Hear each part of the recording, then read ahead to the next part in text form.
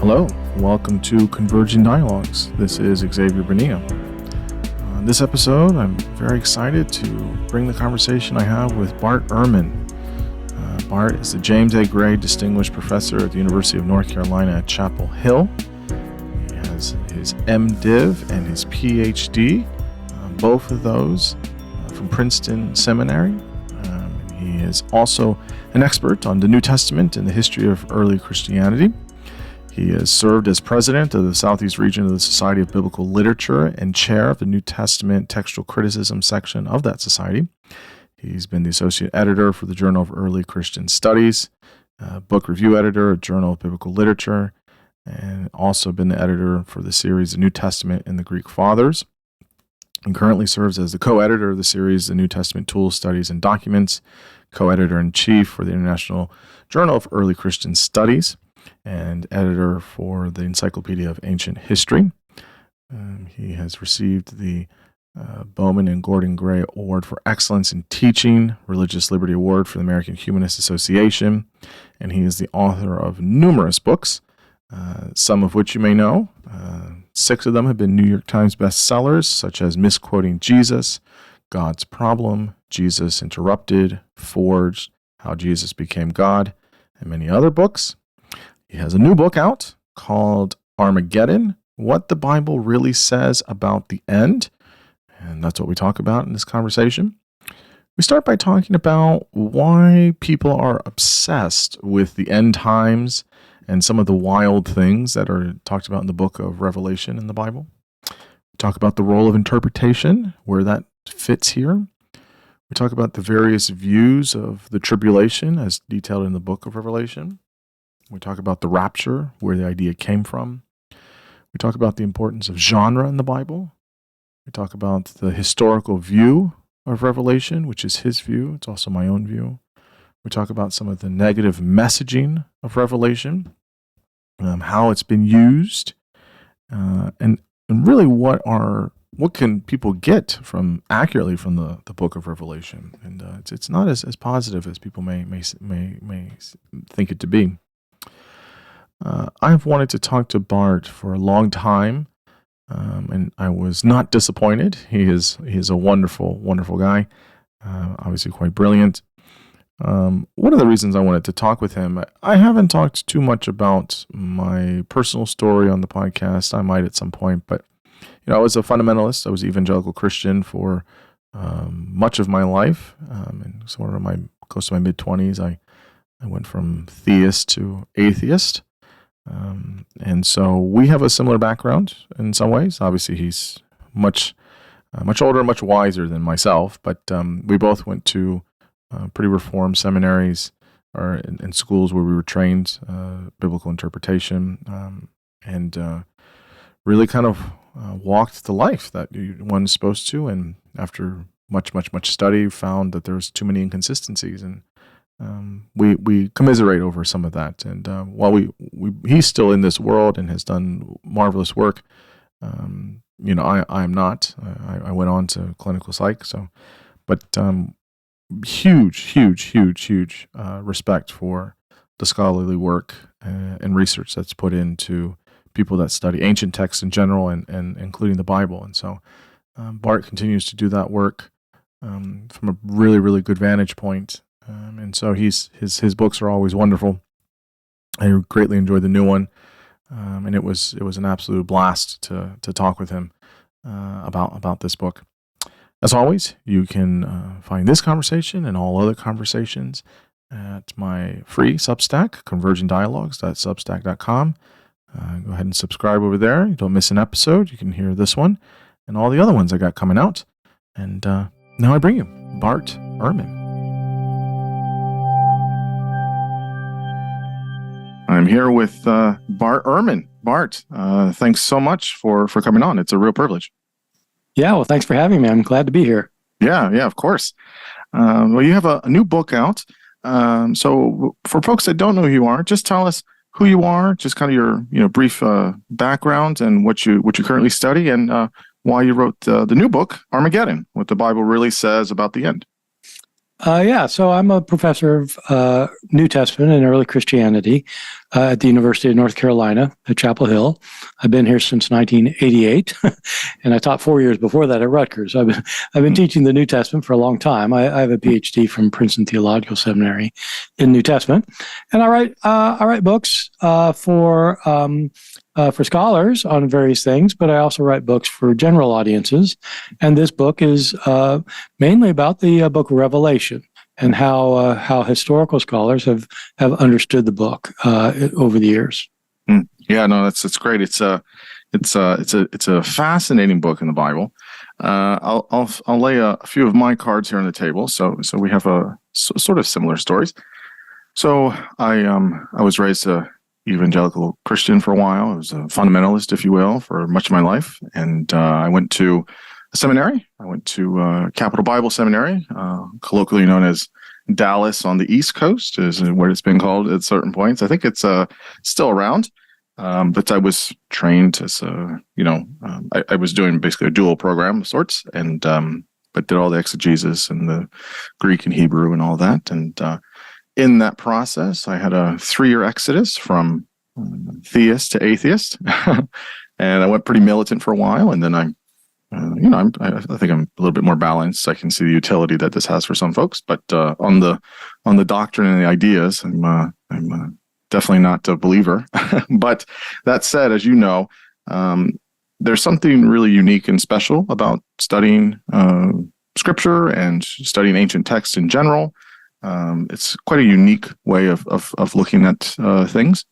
And so that's what I really appreciate about all of your books is you have a pretty critical and really, really broad view of things, and not really with a kind of religious overture. Maybe at one point in your life you did.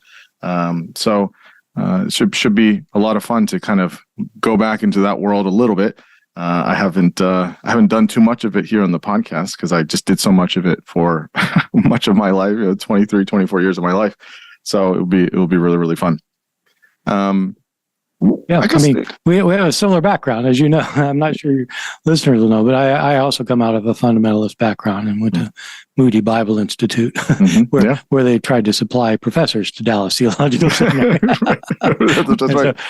I too moved away from the faith. And, so my scholarship is not, in that read. Obviously, it's historical scholarship that is meant to try and understand things from a literary and a historical perspective rather than from a fundamentalist Christian perspective. Mm-hmm. Yeah, I think that's super important. I mean, obviously, these are ancient texts. They have a lot of value. They have a lot of meaning, and I think understanding them historically, and as you're saying, from a literary perspective, I think is super essential. It's essential for anthropology, for civilization, for many things of how we understand, us as humans on the planet. So I think it's still really, really relevant. So in the Bible, a lot of people will have read the Bible if they're Christians, or even if they're just kind of a, Easter and Christmas kind of a person, people are familiar with some things, and some people know that there's a book at the end, the last book, called Revelation. I don't know if this is one of your pet peeves. This always is one of mine. Where people put the S at the end. Oh my God! No. If you grew up in fundamentalist circles, this is like the worst. This is a heresy. It is not Revelations. Yes, it's one revelation. One revelation. It still is kind of like, So there's this last book, and again, that's not the only book in the Bible that's apocalyptic in some ways. Obviously, you mentioned Daniel, Ezekiel in the Old Testament has elements of apocalyptic kind of genre, but Revelation is the kind of the apocalypse. And so, what do you think it is that has, even for folks that are just kind of cultural or just kind of your nominal Christian, that people have this strange obsession with Revelation and the apocalypse and the end of the world and the end of times? Why do you think people, even if they're casual reading of Revelation or the Bible, they kind of latch on to some of this stuff? Well, what do you think it is about that for folks? Well, it's one of the reasons I wanted to write the book, because the reality is that most Christians who are not in fundamentalist circles avoid it like the plague, the book of Revelation. They start reading, they say, oh my God, I don't know about this. And they don't understand it. It doesn't make any sense. It just seems really kind of strange. And one of the most common questions I get from people is, how'd that get into the New Testament? Yeah. But then the people who do read it, of course, are people who have been told by someone else what it means. And if you have a really mysterious book in front of you, you can't figure out for the life of you, but then somebody tells you what it means, then that's what it means. And the people who are doing that are the people who think that it's predicting what's going to happen in our near future. That's been the way of reading the book of Revelation since the 19th century. It wasn't the way Revelation was read through most of Christian history, or the vast majority of Christian history. It was not read as a blueprint for the future, but it has become the way that fundamentalists and then evangelical Christians read the book.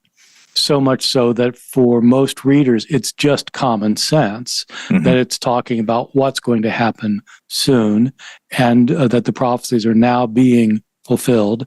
And this is a view that scholars have long known is simply not the correct or the right way or a good way to read the book of Revelation. It is not a prediction of our future.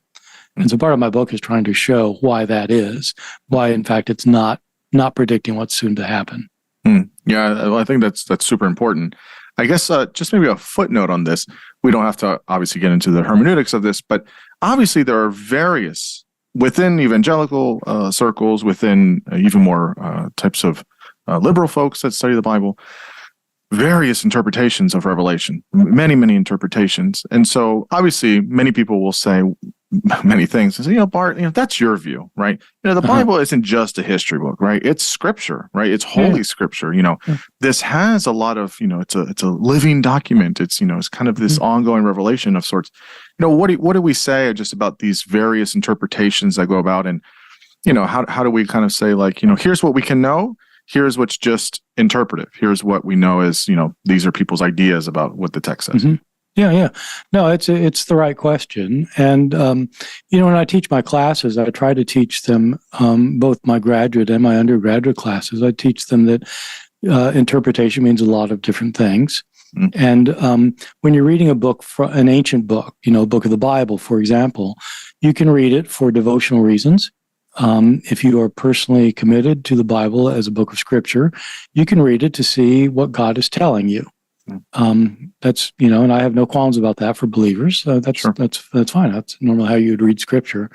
But you can also read it as a book, the way you read books. And even if you think God inspired it, he inspired a book. He didn't inspire a Ouija board or a fortune telling. He didn't, or a jigsaw puzzle. A lot of people treat it like a jigsaw puzzle, that you get the Bible. You've got this hint of the end here and this hint over there, and so you put together Ezekiel 28 with Matthew 24, and you add in Revelation chapter 6, and then it's like you can assemble the pieces into something that isn't there until you assemble it. And my view of it is that even when I was a Christian, even, not when I was a fundamentalist, but later as a Christian, as a more liberal Christian, I thought, if God inspired a book, it probably means he wants you to read it like a book. And the way you read a book is you start on, page 1, and you start at the beginning and you read it all the way through, and then you read it a few more times, and then that way you can start to understand what the author's saying. To understand what an author means is a matter of trying to understand the language. It helps if you can read it in the original language. Not just the Bible, but it helps to read Revelation in Greek, just like it helps to read Dostoevsky in Russian. It helps. You can see it different. But also, if it's a book that was written at a certain time, in a certain place, by a certain person, in a certain situation, you're not going to understand it if you just assume he's writing, in 21st century North Carolina. He's not. And so his assumptions about the world and his beliefs and his understandings and his context and historical and political situation, they're all different. And so to understand what somebody means in their context, you've got to understand their context. Otherwise, you're taking him out of context.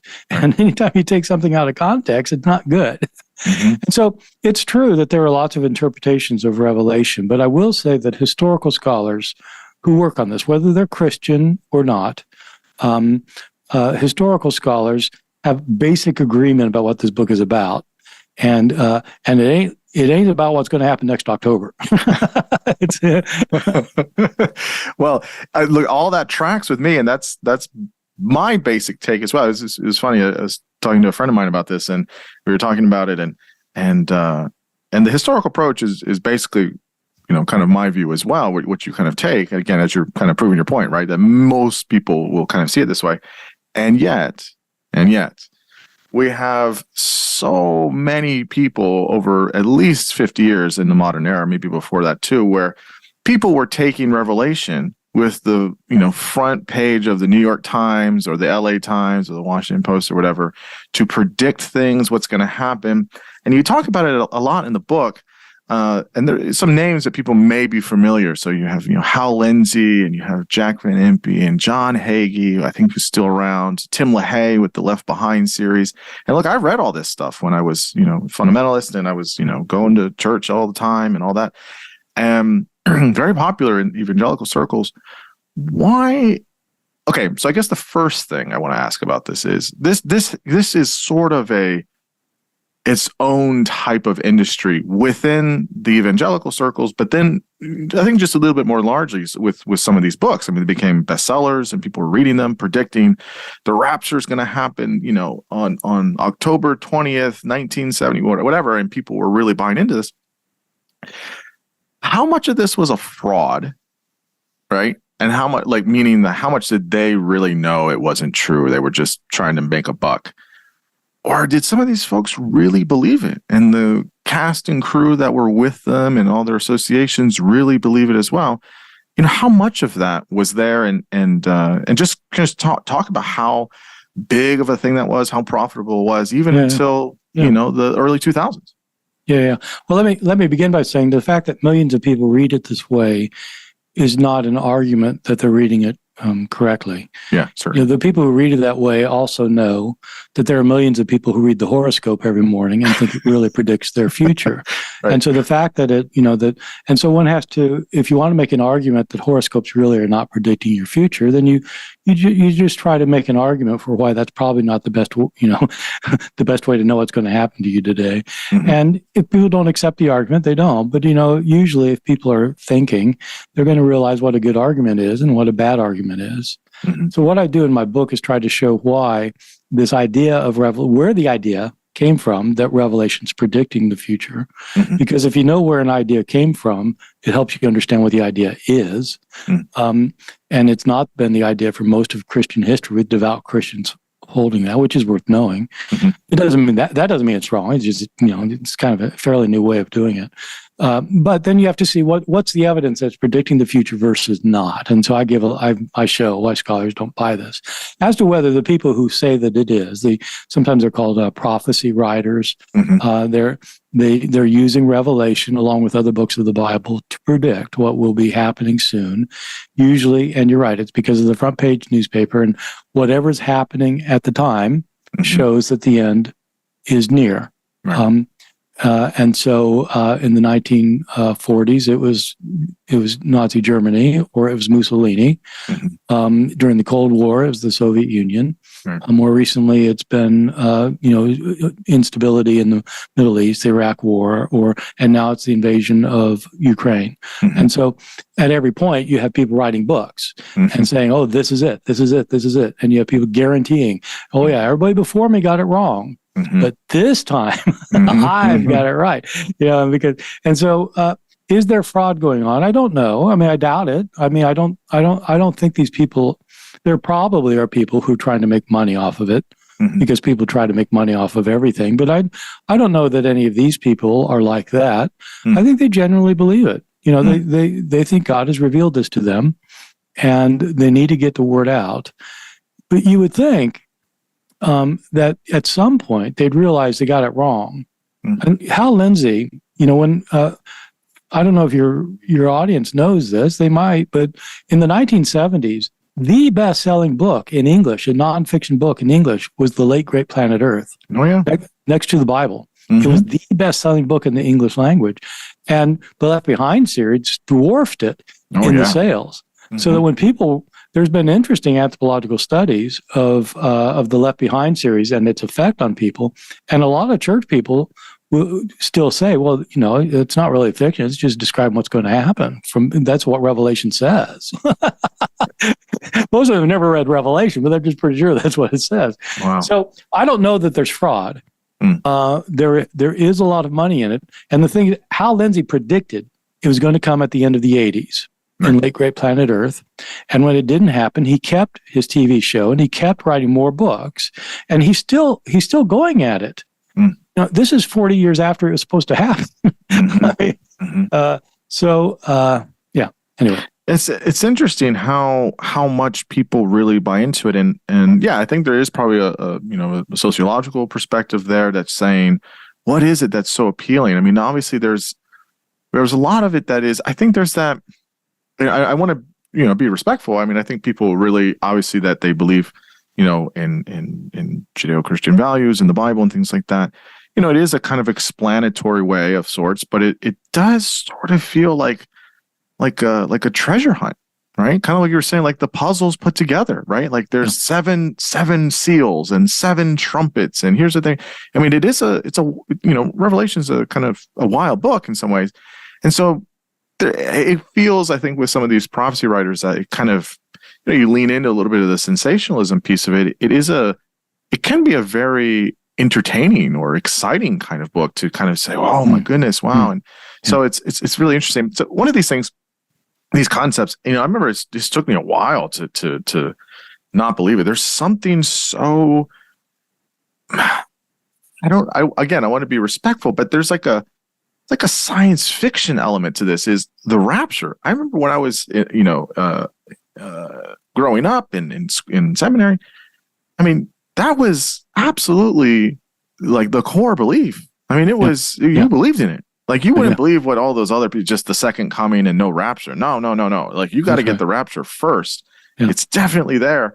So maybe just give us the overview. I mean, some people have known about it, but just, what is the rapture? And why do people believe it so strongly, and where does it come from?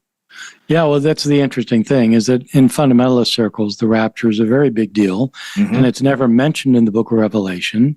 The word rapture never occurs in the Bible, and the concept actually is not in the Bible either. So what happens is people are told it's there, and they read a passage that says, there it is. But especially in Revelation, it is not there. So the rapture is the idea that there's going to be a future period of tribulation on earth, a really horrible period of suffering that in fundamentalist circles is usually put at 7 years. There'll be a 7-year period of tribulation. And there will come a point at which Jesus returns from heaven to take his followers out of the world. Usually, in the original understanding of the rapture that started in the 19th century, the idea was that Jesus would come before that tribulation, so that people wouldn't have to experience, his followers wouldn't have to experience. It would be for everyone else. Eventually, there were some fundamentalist theologians who said, no, it's not going to come before the tribulation. Christians will go through the tribulation, but they'll be taken out after the tribulation. And so then you ended up with what was called a pre-tribulation rapture idea, and then a post-tribulation rapture idea. And then other people decided to split the difference and came up with a mid-tribulation rapture, so 3.5 years. One time when I was at Moody Bible Institute, I heard Jack Van Impe, one of these people you mentioned, give a speech, and that he said that he was so pre-trib. He's so much in favor of the pre-tribulation rapture. He was so pre-trib, he wouldn't eat post-toasties. Which is good. He had a sense of humor about it. He's quite the charismatic figure. I got to give him credit. So yeah, it's interesting because I think if you were to ask a lot of people that would still kind of believe this, if I recall, it's in the New Testament, and I think it's in Thessalonians, maybe other place, but it comes from the Greek, if I'm mistaken, the rapturo, which means to be caught up with him or whatever. Is this kind of the rapture? iteration? The word means it's a Latin. It comes from a Latin word optio, which is translating a Greek word that means to be snatched. Yeah. And so, it's the passage that people the most common passage people refer to is 1 Thessalonians, chapter 4, verses 13 through 18. This is this passage. So within the context of the book, 1 Thessalonians, Paul's writing this letter to some of his recent converts that he is in Thessalonica, which is modern day Greece, and they're concerned. He's found out that they're upset because he had told them that Jesus is coming back very soon in judgment, and that Jesus was going to bring his glorious kingdom, and that because they're followers of Jesus, they would enter into this glorious kingdom, and that this is going to happen soon. And the problem is that some people in the community have died in the meantime, and the Thessalonian Christians are upset because they think these people who've died have lost out on the kingdom. So they've lost out on the glory to come because they died, and it's coming to people who are alive. And so Paul's found out that they've got a problem with this. And so First Thessalonians is his way of trying to explain that, don't worry about it. Jesus is coming soon. And then in this passage, he says, just be comforted, because the people who've died are fine. When Jesus returns from heaven, the dead in Christ will rise first. And then we who are alive, who are left to remain, will go and meet him in the air, and then we'll be with him forever. Mm-hmm. Well, that sounds like the rapture. There you have it. Yeah. Yeah. Except when you actually read it in its own literary context. Because when you keep reading, when we read the Bible, we often stop at the end of a chapter because we're done with that chapter now, which makes sense, of course. And that's often how you read a book. You stop at some point, at the end of the chapter. The problem is when Paul wrote this, he wasn't putting chapter numbers on it, or verse numbers. Those are added later. If you just keep reading, right after he says this, he points out that when Jesus comes back, he's bringing destruction. He's not taking people out of the destruction. He's going to bring the destruction. And so, what are people doing meeting him up in the air? Well, this is one of those things that that historical scholars have known for a long time. The kind of language that he uses here in the Greek is the language that was typically used when you were describing what happened when a king came to visit a city. Like the king's on his, he's going around, traveling around his kingdom, and he's got a schedule, and he's going to show up at our city, and it's going to happen next Thursday. And so what you do is you prepare for it. And when you see the entourage coming, you send the elders of the town out to meet him and to bring him back in on the red carpet, so to say. And so you go and meet the coming king to bring him back, to welcome him to your city. So what is happening in this passage is that the Christians are the welcoming committee. Right. They're going up to Jesus. They're not going to stay. They're not staying floating up in the air. They're coming back, and Jesus is coming with them. He's going to destroy all the enemy, and the Christians who are there then are going to be given the kingdom. And so that's what's going on. It's not a rapture, and you can tell that just by reading the whole thing instead of just reading a few verses of it. Which all of that tracks, and that makes sense. But, I can't tell you how many hours I spent, in seminary arguing about this, what people were saying. And people have argued about this for centuries, about what this is. And no, it means this. And well, did you read this? It's in this, dative voice here in the Greek, whatever, right? People argue about all these things. Yeah. And it's exactly how you spelled it out, I think, where you're like, okay, in a historical context, this is what would make sense. And yet, you have this whole doctrine that's derived from it.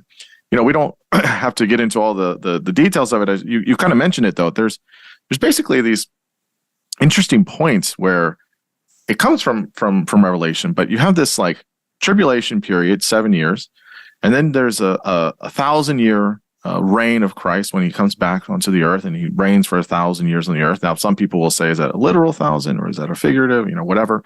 Sometimes it's an endless one. There's all these different views, and it's interesting because people will have these camps. You could be a pre-tribulation, pre-millennial. You could be mid or post. All these things, amillennial, and it's very interesting how you have all these doctrines, all these theories, and all this stuff from Revelation. But for some, it's not quite that way. And so you give a different view of this, right? So I want to get into a little bit of Revelation itself, but just give us the kind of overview of your view, kind of this, historical approach, why it's not necessarily an allegory, but it's not necessarily literal. You give this kind of historical vantage point. Can you kind of just lay that out for us? Yeah. I mean, let me say one thing is that you have, the fact that you've got different interpretations of a text doesn't mean that they're all on an equal playing field. So virtually every text that exists is interpreted differently. And people need to decide what strikes them as the most plausible interpretation based on how people, make their case. Yeah. So the fact somebody says this or that or the other thing, you just have to look. I mean, when somebody says that the rapture is in the book of Revelation, just look for their arguments and see, does that really make sense? Mm-hmm. And then listen to the other argument and think, does that really make sense? And so you have to weigh and balance things, because the problem is these texts do not interpret themselves. It takes humans to interpret them. And some interpretations make better sense. Mm-hmm. I mean, for one thing, where does the 7-year tribulation come in the book of Revelation? Mm-hmm. It never says anything about 7 years. Mm-hmm. But that's what people say. Oh, yeah, this is about the 7-year tribulation. Well, okay, show me the passage where it says 7 years. Mm-hmm. Oh, well, actually, I got that from a different book. Okay, well, what makes you think that this author's thinking of 7 years then? Mm-hmm. Well, it just must be because you are. And so the approach that historical scholars take, mine is different from the theological view that you and I had when we were fundamentalists, where we were debating pre-trib, post-trib, mid-trib, premillennial, amillennial. We had all these arguments, and they were based on certain kinds of premises. Mm-hmm. That historians, as a rule, historians have different premises. Historians think that you read an ancient book, like the book of Revelation, the way you would read other books from the time. And one thing that historians know that most people don't, including prophecy writers, is that the book of Revelation seems weird to everybody today because we just don't have anything like it. Mm-hmm. I mean, the closest thing is what you said before. The closest thing would be like a science fiction novel or something. Yeah. But people don't want to think of this as like science fiction novel. And so since it's so weird, we tend to think this is a one of a kind. Like, and this has to be inspired by God, because who could come up with this? Oh my God. And so you think that, and you think, so you just, you're kind of on your own trying to figure out the symbolism because you got nothing to compare it to.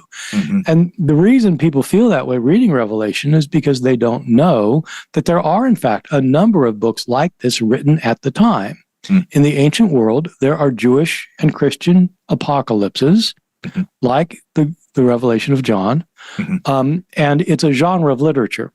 Mm-hmm. So one of the important things I introduce in my book is this idea of a genre. So today, you read different kinds of writing differently because you know how this kind of writing works. And you have the author has certain assumptions, and you have certain assumptions about what this kind of writing does. And so, for example, if you're reading about a biological experiment that's gone badly in outside of New York City, and bacteria have gotten out of the laboratory and has gotten into the water supply of New York City, and it's going to be disastrous, and millions of people are going to die.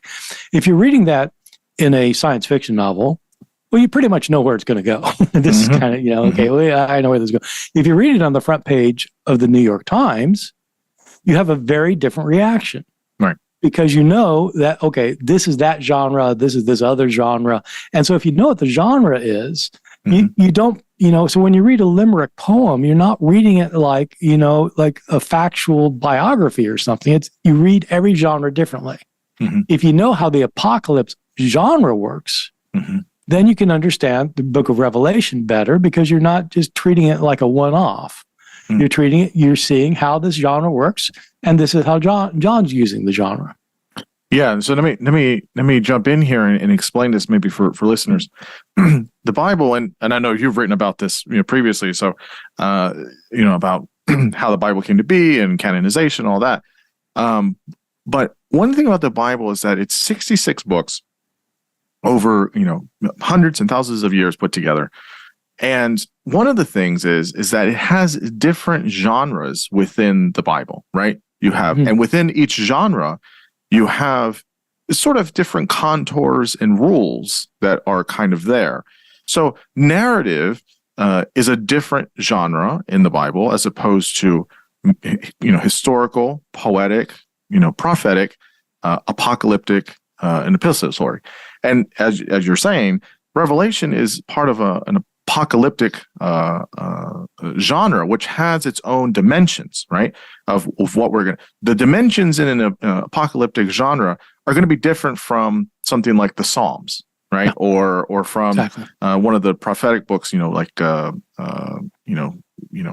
mentioned Ezekiel, but there's other different types, such as from Hosea or something like that. So I guess, what is it about the apocalyptic genre generally? And then where does Revelation, I guess, fit into that? Yeah.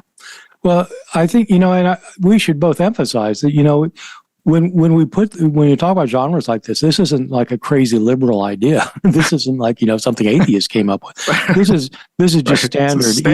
Even in evangelical circles, they'll say, when you're reading the Psalms, you've got to realize you're dealing with metaphor here, and you're not dealing with straightforward narrative. And if you don't treat images as images and metaphors as metaphors, then you're completely misunderstanding something. And so it's very important to understand genre. And so the apocalypse genre, we have a number of apocalypses from outside the Bible, written from about the 2nd century before Jesus, about 200 years before Jesus, to about, it goes on for 3 or 4 centuries after Jesus. And it's not a kind of genre that many people write today. Sometimes you'll have people try it, but basically there was a way of doing it, and the way that an author would do it, he would it would involve his expectations of what the reader is going to take out of it, because he's expecting the reader understands the genre. So it's just like, if you're reading a Shakespeare sonnet, you've got to know how a sonnet works. You're just not going to understand it. Right. So the apocalypse genre, we have Jewish and Christian examples of it, but they typically they're typically pseudonymous. Typically what happens is somebody claims to be a famous person. And so we have apocalypses written by Jewish folk who claim to be Enoch, the person who was taken up without dying. Or you have an apocalypse written by Abraham, or apocalypse written by Moses. We have an apocalypse that allegedly was written by Adam, as in Adam and Eve. And so they're claiming to be somebody famous, because if you're somebody famous, who else is going to be shown the secrets of the universe? These things are about the secrets of the universe that get revealed to a seer. One thing that makes the book of Revelation exceptional is the guy tells us his name. He says his name is John, and he doesn't say which John he is. It's a very common name. And so it doesn't seem to be pseudonymous. He's just saying his name is John. And so, but he's known to his audience because he addresses Christians that he knows in chapters 2 and 3. So in any event, typically an apocalypse is a vision that is shown, or a series of visions that are shown to a prophetic seer, normally pseudonymous. These visions that he has, they're wild, with images and symbolism and wild animals and bizarre events. And some of these apocalypses are visions that the prophet has of the heavenly realm.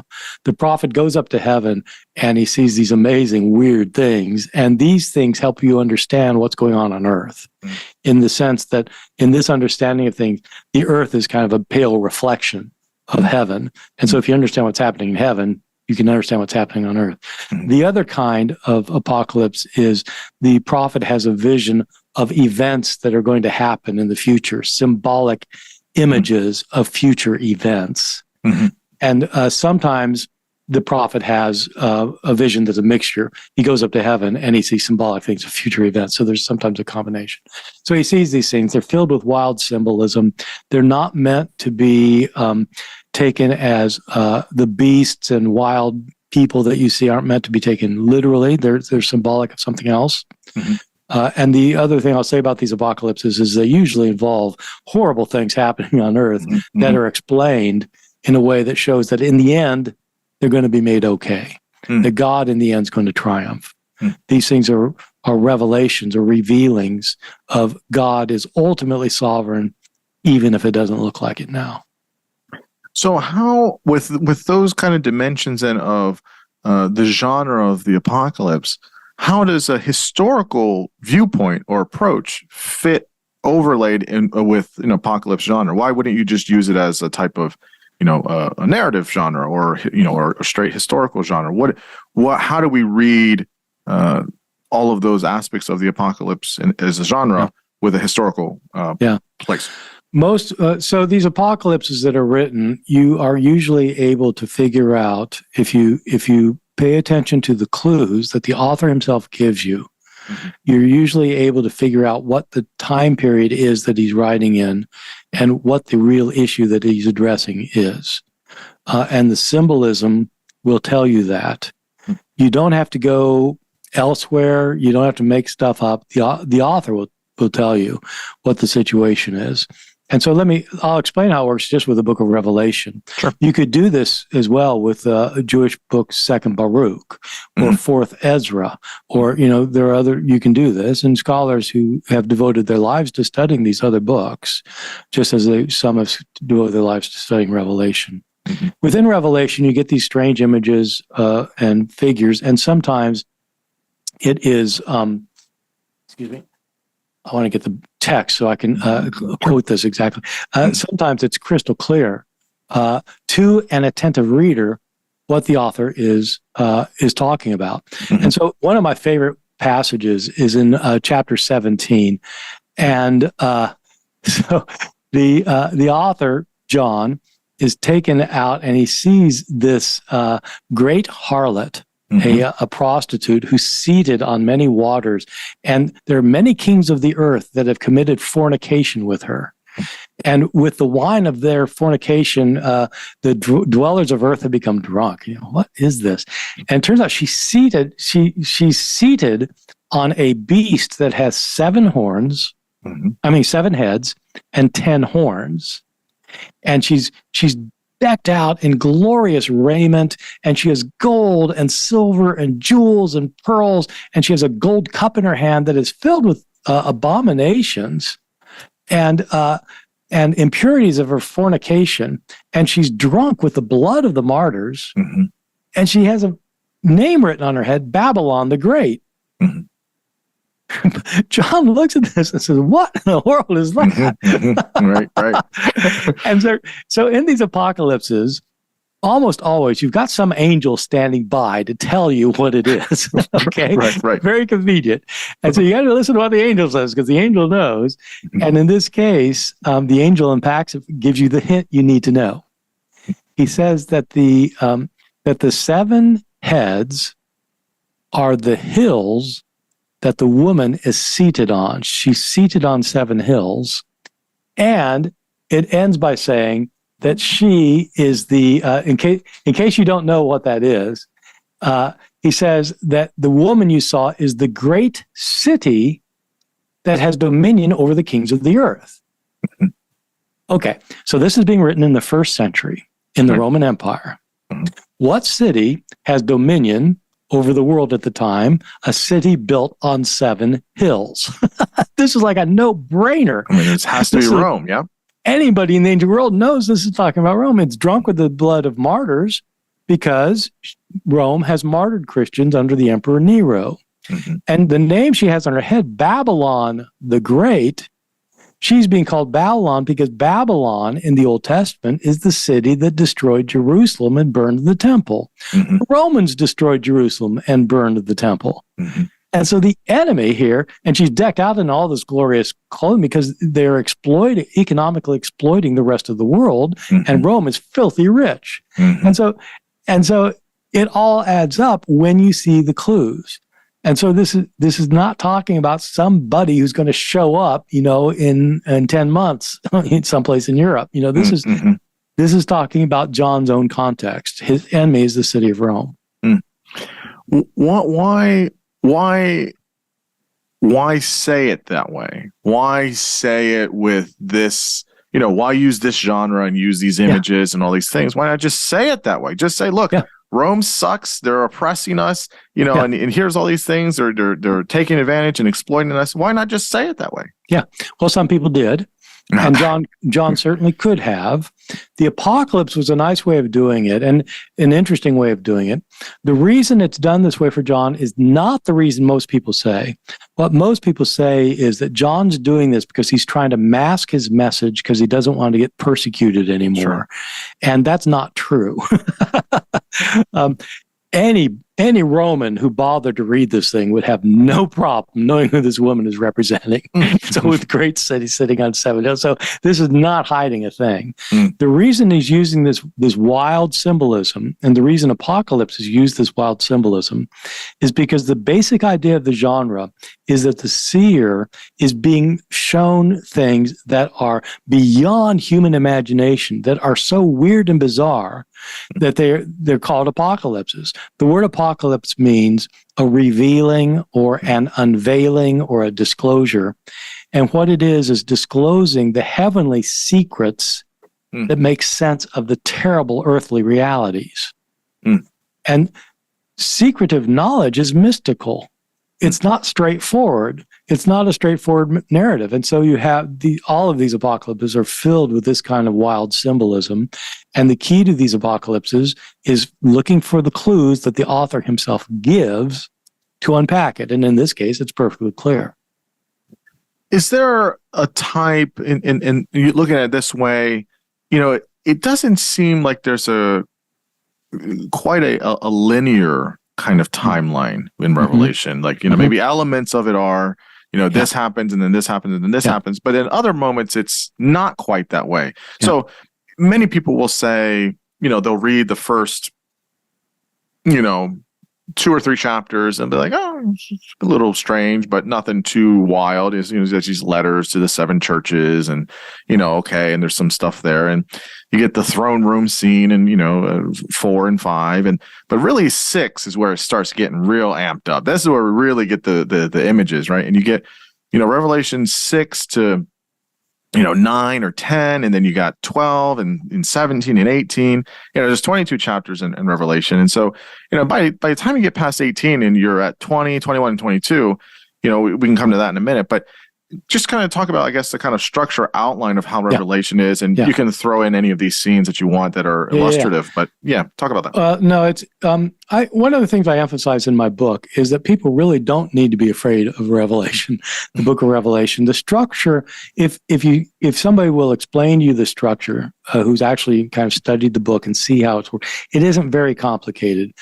It is set up as a linear thing, but it cannot be interpreted in a linear fashion because it would just be massively self-contradictory. So I'll say something about that in a second. Okay. The way it basically works is John is taken up in chapter 4 into heaven, and he has a vision of the throne of God, with God seated on the throne, and God is holding a scroll in his hand that is sealed with 7 seals. Like back when I was in junior high, people used to take wax and seal envelopes. So it's like that. And so to break the seal, you have to be either equal to the person in status to the person who sealed it or the person they sent it to. And so there's nobody to break the seals. And John realizes that there is somebody who can break the seals in heaven, and it's the Lamb who was slain. So this is an image of Christ. Right. Christ is given the scroll, and he starts breaking these 7 seals. And every time he breaks a seal, a major disaster hits the earth. There's war, and there's famine, and there's economic collapse, and there's like death, and all these things happen. Boom, boom, boom, boom. And then finally, he breaks the 6th seal, and the moon turns to blood, and the sun goes dark, and the stars fall to the sky, and the sky rolls up, and you think, oh my God, it's the end of the universe, right? Wrong. You're still in chapter 6. You get 16 more chapters of this. And so what happens is he breaks the 7th seal, and there's a silence, but then you're introduced to 7 angels with trumpets. They each blow a trumpet. Disaster, disaster, disaster, disaster. 7th one blows his trumpet. There's a silence. And then you're introduced to 7 angels with bowls of God's wrath that pour out on the earth. 7 bowls of God's wrath. Finally, at the end of this thing, you get the battle of Armageddon, where the enemy of God is lined up, and they have this battle. And then the ending with the coming of the city of God from heaven for the saints who follow Jesus.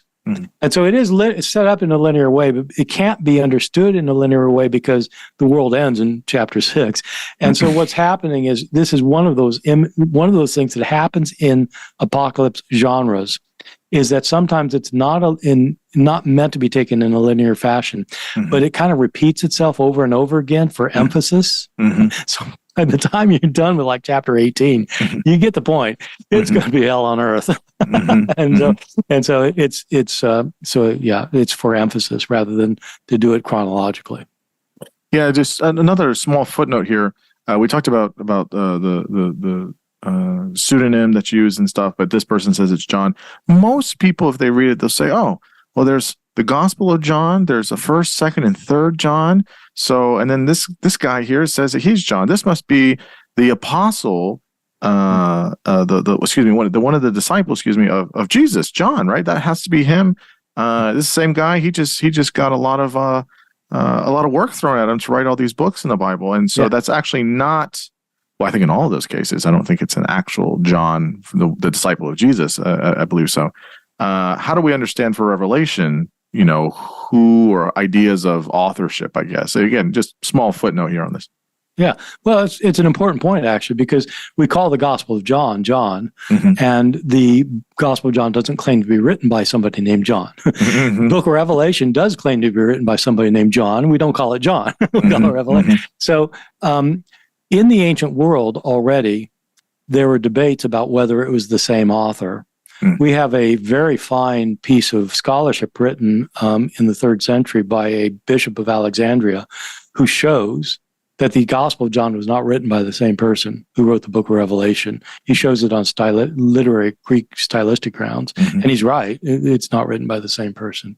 1st, 2nd, and 3rd John also don't claim to be written by that person, and so it seems to be a different person, and his views are very, very different from the Gospel of John.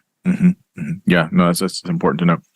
I guess one thing here, you talked about some of these prophecy writers, and I think that could be, that it's captivating and interesting, but sometimes people will take, some of the stuff in Revelation or some of the stuff even in Ezekiel or Daniel in the Old Testament and kind of go a little bit too far with it. You mentioned in the book in one of the chapters about certain modern day, cults, if you will. So the big one that many people will be familiar with is, Koresh and everything that happened there. Just talk about maybe, I guess, impact of predicting world events and kind of having actions or behaviors behind it, not just writing some books or some, a fun, fiction series or something like that.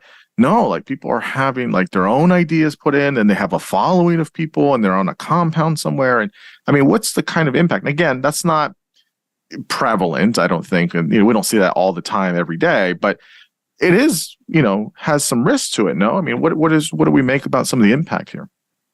So about half of my book actually is on the impact. So about half is on how historians interpret Revelation as opposed to the way prophecy writers would interpret it. But the other half is about why it matters. And that kind of thing it's not prevalent, but it does happen a lot. And in my book, I try to explain how this interpretation of Revelation has done such damage to people, emotional trauma, but sometimes slaughter. And I end up talking about how this interpretation of Revelation has affected U.S. foreign policy in ways you wouldn't expect, and affected social policy on climate change and environmental protection and things. And so it is demonstrated as an effect. And people don't, when you and I will remember the David Koresh thing because we were around when this thing was happening, and it was really quite astounding. And it wasn't until later that it came out that most of the news coverage was bad and mistaken. Koresh did not claim to be God. He didn't claim to be Jesus. He did claim that he was the person who was the fulfillment of the book of Revelation, and that he was a Messiah. He wasn't Jesus the Messiah. He was the final Messiah, and that his prediction, that he was predicted in Revelation. And I have a section in my book where I try to show how he interpreted Revelation in order to show that the martyrdom of his community, when the FBI ended up raiding the compound and killing 50 people, that Koresh thought that was going to happen, that it was a fulfillment of one of the 7 seals of Revelation. And so, it was a misinterpretation of Revelation that led to senseless death, not just of Koresh, but of, people in his compound, including women and children and people. And so Yeah, so it does have that effect, and it's partly because it seems like a weird book that people who aren't grounded in how to interpret books like this can just take it any way they want. Yeah, I mean, it does have impact, and of course, we can think of some stories like this that happen. But it's one of those things where it's like it does impact people's lives, or it can be very captivating for people, like in a community, how there's certain things going on. So I think that's important. Towards the end of the book, it was interesting, kind of more on this idea of impact, and I guess more of the application of sorts, which I really found interesting. Was okay.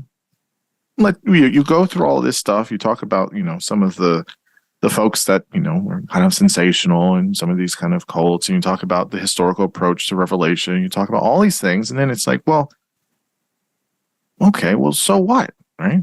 So what? I mean, all this stuff. And there's always these questions where I thought was really, really good, which is I think a lot of people, myself included, will get kind of, hung up on the details and what does this mean and what is this for Revelation or other books similar. But the questions you ask at the closing chapters I thought was very good, which was, so what do we say then about themes of violence, wealth, dominance, service?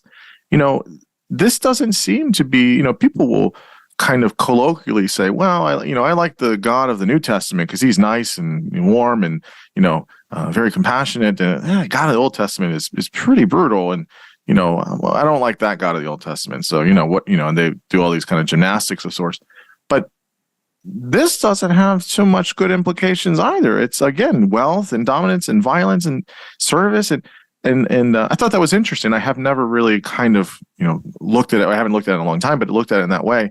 So you just tell us about these themes that come out that we have to have questions of wrestling of, well, what kind of God is this, right? What kind of God is doing all this stuff? Yeah. It's a very troubling. I find the Book of Revelation a very troubling book now.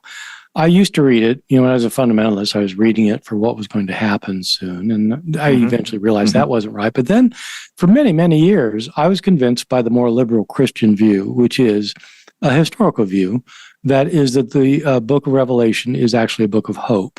And that it's trying to give hope to people who are suffering now, that it's going to work out okay in the end. And I still get that. I understand it, but I don't think it's the right interpretation. The word hope never occurs in the Book of Revelation. The love of God is never mentioned in the Book of Revelation. God's compassion is never mentioned in the Book of Revelation.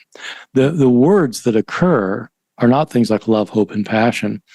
And compassion. The words that occur are vengeance, revenge, violence, wrath, blood.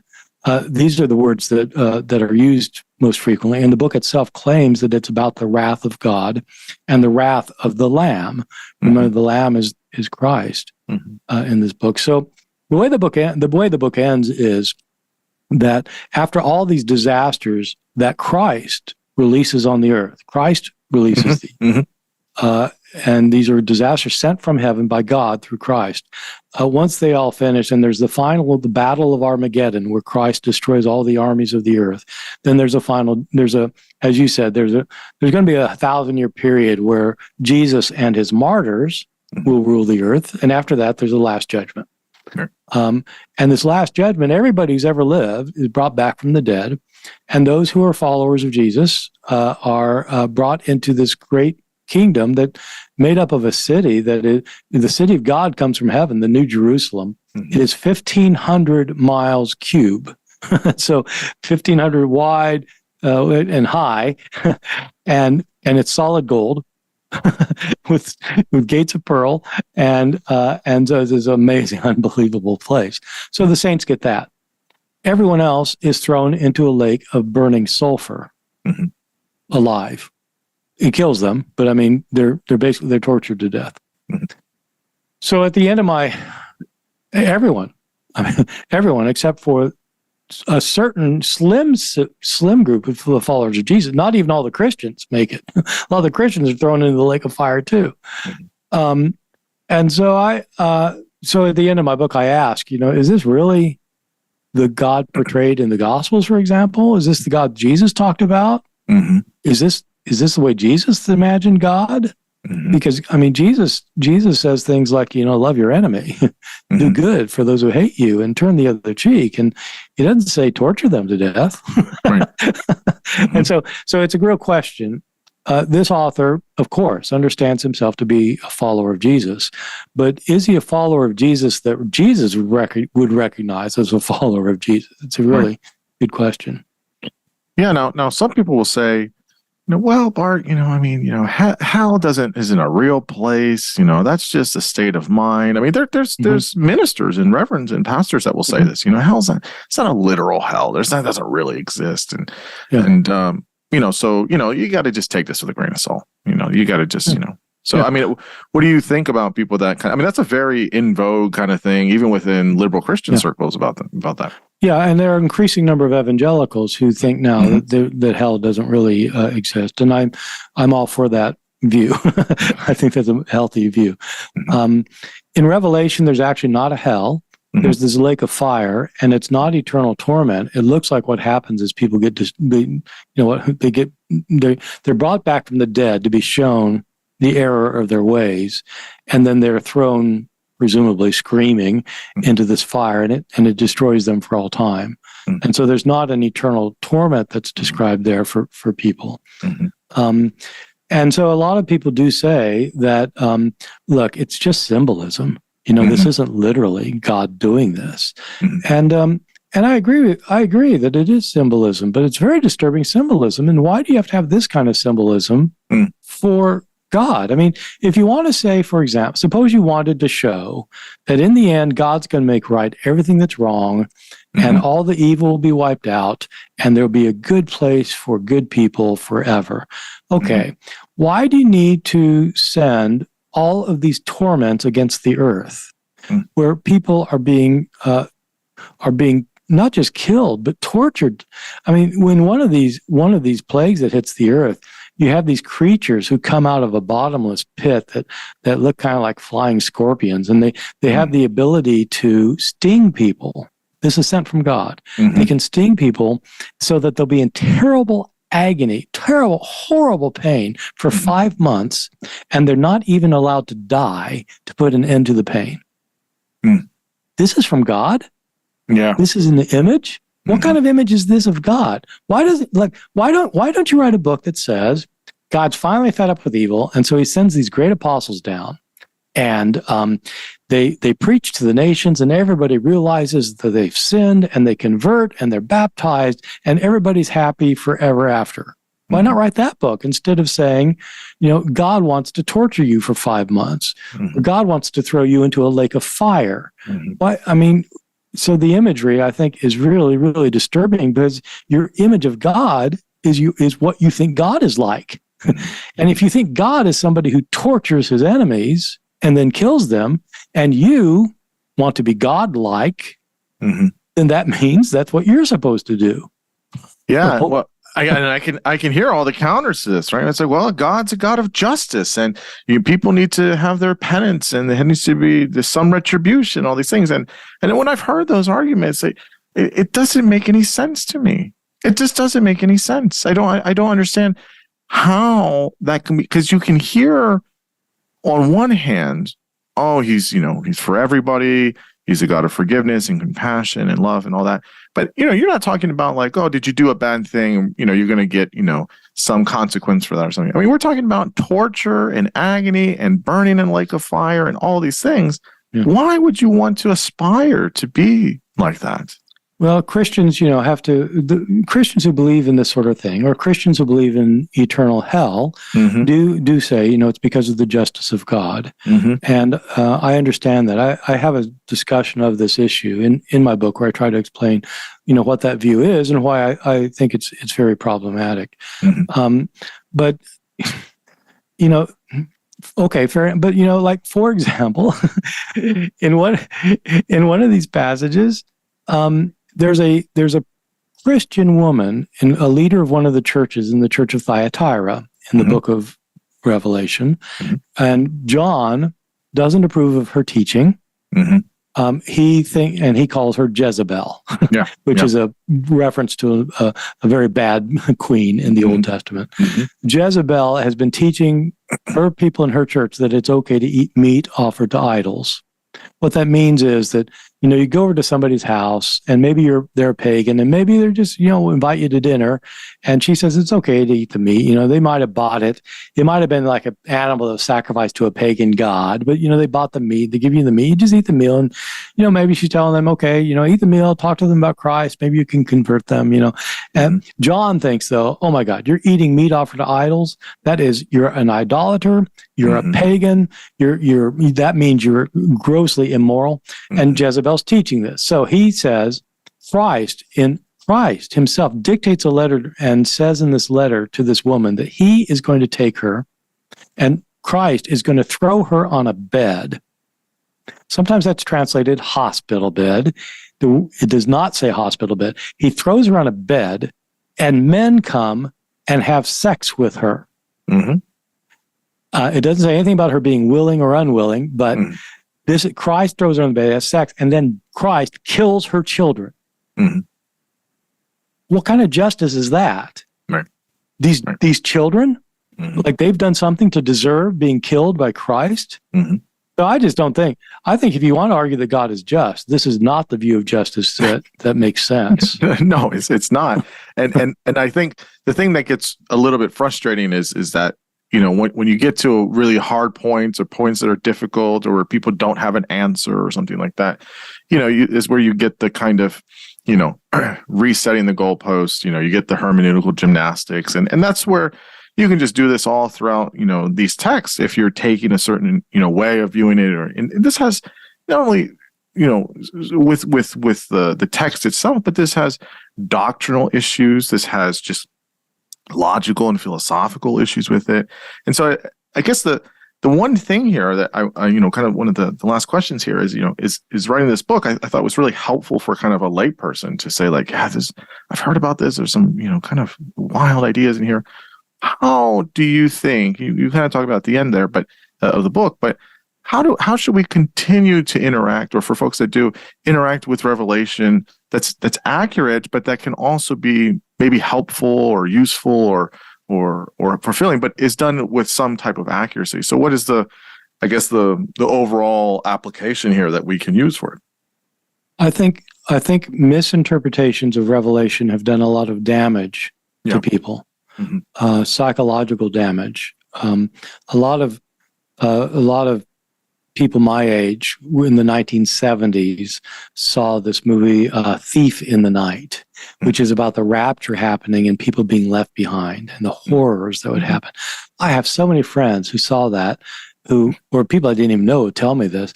They say they had this horrible experience because they came home one day and nobody was home and they thought the rapture had occurred and they still have nightmares about it.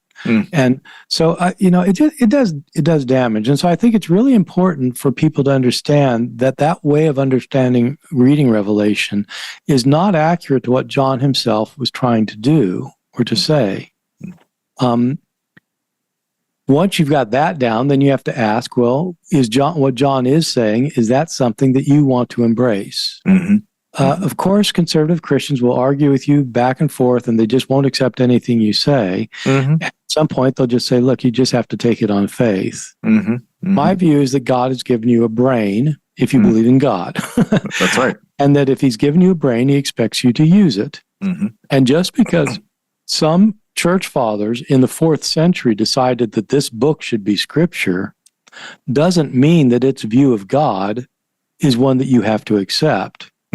If you believe in God, you're much better believing in the God of the Gospels, a God of love and mercy and compassion who forgives people and wants the best for people, not somebody who wants to torture people for 5 months or to kill children or to slaughter the people of earth. I mean, I would say, what I would say, I had a podcast interview today with somebody, a guy, a Christian from Ukraine, who's in Poland right now, and he wanted to know like how scholars interpret this, because a lot of people in Ukraine are interpreting it as a prediction of what's going to happen soon. And so we had a long time. And at the end, he asked the same question. So, is there anything like from Revelation, that would be helpful? And I said, the basic idea is really commendable, which is that in the end, good will triumph. God will triumph. The way John does it, I think is horrible. I think it's violent. It's contrary to the teachings of Jesus. But the basic idea that in the end good will prevail, that can be a helpful thought in difficult times. Yeah, no, I think that is really, really helpful. And obviously, there's many things in the world that are going on that people are having lots of suffering. So some type of hope is important in it. And like you said, I think it's important to have a good interpretation to accurately get some interpretation. Well, the book is called Armageddon, What the Bible Really Says About the End. I'm assuming it's available everywhere. Where can people find the book? Where can people find you, your books, or other things that you're up to? Well, people can just look me up. So I've got two things going on. I've got a website that's called bartehrman.com. And on that website, I offer courses, online courses, and I give lectures, and all my books are listed there, and various things like that. But I also run a blog that people might be interested in. Every day, for 5 days a week, I post a blog of usually between 12 and 1,400 words, dealing with the New Testament, early Christianity. I've been doing this for 10 years. Wow. I've never missed a week. For 10. People can make comments on my blog posts, and I answer every question I ever get. And so there's a fee to join, and I don't get a penny of it. I give all of the money to charities, mainly dealing with hunger and homelessness. Yeah, wonderful. So last year we raised over $500,000. Wow. So if they just look up the Bart Ehrman blog, which is ehrmanblog.com, they'll see it. Well, that's great. I'll put links to both of those. That's fantastic. Great. Thanks. Well, Bart, this was so much fun. I really, really enjoyed it. In some ways, it felt familiar, kind of, talking about some of these things, and yes. And it was really, really wonderful to get your voice on here, and you really have so much wisdom, and I'm so happy that you shared it. So I can't say enough thanks. Well, thank you. I've enjoyed doing it. Yes, of course.